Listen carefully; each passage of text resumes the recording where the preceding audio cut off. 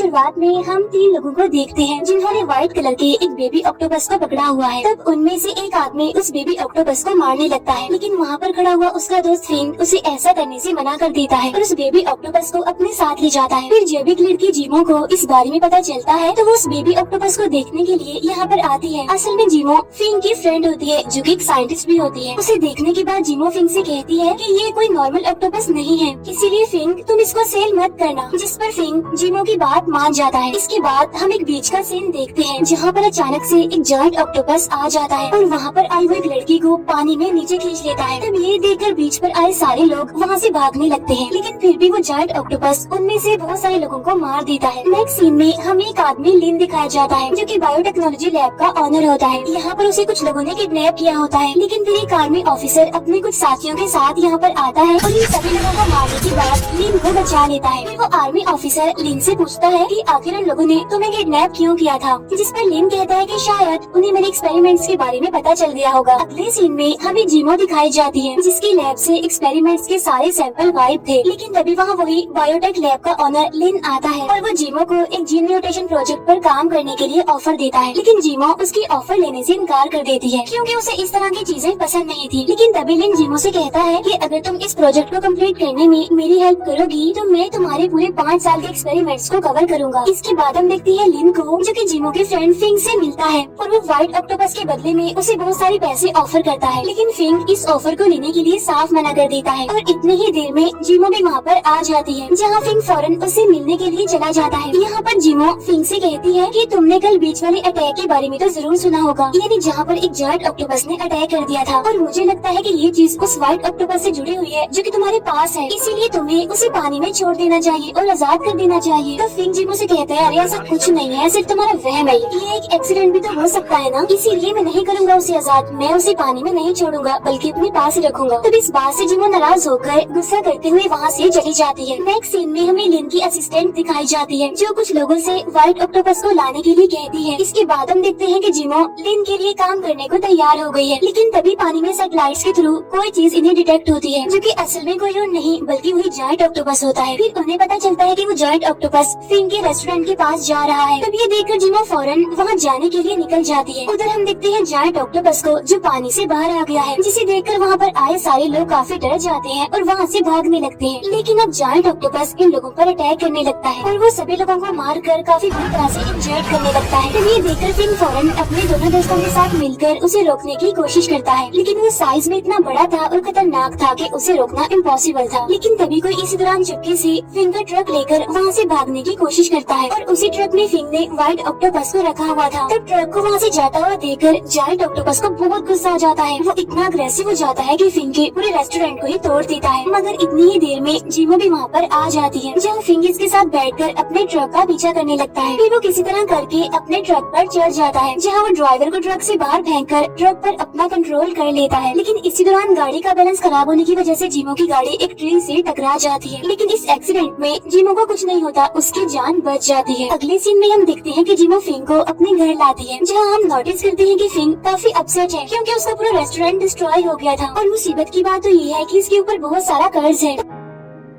तब यहाँ पर जीमो फिंग को तसल्ली देते हुए उसे कहती है कि प्लीज तुम टेंशन मत लो, परेशान मत हो, मैं इस सब में तुम्हारी हेल्प करने के लिए अपने घर को सेल कर दूंगी ताकि तुम कर्ज उतार सको। लेकिन फिंग ये नहीं चाहता कि जीमो अपना घर बेचे, इसीलिए वो नेक्स्ट मॉर्निंग लिन को अपना व्हाइट ऑक्टोपस सेल कर ही देता है। लेकिन इतनी ही देर में जीमो भी वहाँ पर आ जाती है और जब उसे इस बारे में पता चलता है तो वो फिंग पर बहुत गुस्सा करती है क्योंकि उसे लगता था कि व्हाइट ऑक्टोपस और समंदर में मौजूद उस जायंट ऑक्टोपस के बीच जरूर कोई कनेक्शन है। लेकिन फिंग को उसकी सारी चीजें फजूल लगती है, इसीलिए यहाँ पर उन दोनों की बहस हो जाती है जहाँ फिंग जीमो पर काफी चिल्लाता है, जिसे दुखी होकर जीमो से कहती है कि देखना तुम इस गलती के लिए एक दिन जरूर पछताओगे। उधर हम देखते हैं फिंग की दोनों फ्रेंड्स को जो समंदर में मछली पकड़ने आए होते हैं, लेकिन तभी जायंट ऑक्टोपस उन दोनों को एक ही झटके में मार डालता है और जब इस बारे में फिंग को पता चलता है तो वो बहुत ही दुखी हो जाता है। तब जीमो कहती है कि इस बारे में तो मैंने तुम्हें पहले ही इन्फॉर्म कर दिया था क्योंकि मुझे इसका अंदाजा काफी पहले ही हो गया था, लेकिन अब सिर्फ न हम दोनों खतरे में हैं बल्कि पूरा आइलैंड ही खतरे में है। ये सुनकर फिंग कहता है कि मैं उस मॉन्स्टर से अपना बदला जरूर लूंगा, क्योंकि पहले उसने मेरा रेस्टोरेंट तोड़ दिया और बाद में मेरे फ्रेंड्स को भी मार डाला। उधर लैब में हम देखते हैं लिन को, जो व्हाइट ऑक्टोपस को मारने वाला ही होता है, लेकिन जिमो उसे मारने देना नहीं चाहती। वो उसे जिंदा रखने का कहती है ताकि इस व्हाइट ऑक्टोपस पर वो जीन म्यूटेशन वाला रिसर्च किया जा सके। इसके बाद फिर जब लैब में कोई नहीं होता तो जिमो डरते हुए बड़े प्यार से व्हाइट ऑक्टोपस को टच करती है, लेकिन वो व्हाइट ऑक्टोपस उसे कुछ भी नहीं कहता। लेकिन इतनी ही देर में हम देखते हैं कि जिमो के साथी भी वहाँ पर आ जाते हैं और वो जिमो को बताते हैं कि डीएनए रिपोर्ट से हमें पता चला है कि इस बेबी ऑक्टोपस और समंदर में मौजूद उस जायंट ऑक्टोपस के बीच माँ बेटे का रिलेशन है। इसके अलावा हमें पता चला है कि जायंट ऑक्टोपस की उम्र तकरीबन 75 साल है और ये बात काफी हैरान करने वाली है, क्योंकि ऑक्टोपस तो बस 4 या फिर 5 साल तक ही जिंदा रह सकते हैं। तब जिमो कहती है कि शायद न्यूक्लियर रेडिएशन की वजह से ऐसा हुआ हो। तब उसकी ये बात सुनकर जिमो की साथी कहती है कि हमें इस बेबी ऑक्टोपस में कोई भी रेडियो एक्टिव जैसी चीज नहीं मिली। तब ये सुनकर जिमो को शक हो जाता है कि उनसे पहले भी किसी ने इस पर रिसर्च की है। इसके बाद हम देखते हैं लिन को, जो कि अपने ग्रैंडफादर की पुरानी डायरी को ओपन करता है और उसके अंदर से वो एक टूटा हुआ बैज निकालता है, जिसके पीछे एक सीरियल नंबर लिखा होता है, लेकिन बैज टूटे होने की वजह से वो कंप्लीट नहीं होता। लेकिन तभी जिमो को पता चलता है कि लिन ने सारी रिसर्च को पब्लिश कर दिया है। उधर हम देखते हैं आर्मी ऑफिसर को, जो कि अपने सीनियर से कांटेक्ट करता है और बैज के टूटे हुए आधे टुकड़े को देखकर कहता है कि मुझे इसका क्लू मिल चुका है। उधर जिमो लिन पर काफी गुस्सा करने लगती है कि उसने रिसर्च को पब्लिश क्यों किया, लेकिन तभी हम देखते हैं कि वो आर्मी ऑफिसर भी अपने साथियों के साथ वहाँ पर पहुँच गया है। वो वहाँ आते ही लिन पर गन पॉइंट कर देता है और गुस्से में कहता है कि तुमने इस बात को हमसे क्यों छुपाया, पहले हमें क्यों नहीं बताया इस रिसर्च के बारे में, इसीलिए अब मुझे तुम्हारा पैसा नहीं बल्कि तुम्हारा एक्सपेरिमेंट चाहिए। उधर जिमो चुपके से लिन के लैपटॉप को एक्सेस कर लेती है, जिसमें उसे पुरानी पिक्चर्स और सीक्रेट रिपोर्ट्स दिखाई देती है। लेकिन तभी लिन और उसकी असिस्टेंट उसे यहाँ पर आकर पकड़ लेते हैं और तभी यहाँ पर लिन को पता चलता है कि उसके एक असिस्टेंट ने उस आर्मी ऑफिसर को ये सारी रिपोर्ट्स दी थी, यानी उसे ये सारी बात बताई थी। अब क्योंकि उस आर्मी ऑफिसर को रिसर्च के बारे में तो पता चल गया था, इसीलिए अब वो लिन को पूरी बात बताने के लिए कहता है, जहाँ पर लिन बताता है कि मेरे ग्रैंडफादर जर्मनी के एक रिसर्च सेंटर में साइंटिस्ट थे और उन्हें जीन म्यूटेशन पर काम करने के लिए फोर्स किया गया था, जहाँ उन्होंने पानी में रहने वाले बहुत सारे क्रिएचर्स पर स्टडी की। फिर उन्होंने उन सभी पर अपने एक्सपेरिमेंट्स किए, लेकिन अनलकीली उनके सारे एक्सपेरिमेंट्स फेल हो गए। लेकिन इसके बाद उन्होंने एक ऑक्टोपस पर भी इसका टेस्ट किया, लेकिन वो ऑक्टोपस जिंदा और सही सलामत वहाँ से भाग गया था। फिर इसके कुछ टाइम बाद उस रिसर्च सेंटर को बंद कर दिया गया और मैं काफी टाइम से इसी ऑक्टोपस को ढूंढ रहा था, क्योंकि उसकी मदद से ही मैं असली एंटीडोट को ढूंढ सकता हूँ। फिर लिन उसके पास मौजूद आधे टूटे हुए बैज को दिखाता है, जिसके बाद वो आर्मी ऑफिसर अपने पास से उसका आधा टुकड़ा निकालता है। तब यहाँ पर लिन समझ जाता है कि अभी तक जो कुछ भी हुआ इस सब में इस आर्मी ऑफिसर की ही चाल थी। फिर वो ऑफिसर व्हाइट ऑक्टोपस को लेकर समंदर के बिल्कुल बीचों बीच आ जाता है, लेकिन तभी यहाँ पर फिंग भी पहुँच जाता है, लेकिन उस ऑफिसर के लोग उसे पकड़ लेते हैं और पानी में फेंकने जाते हैं।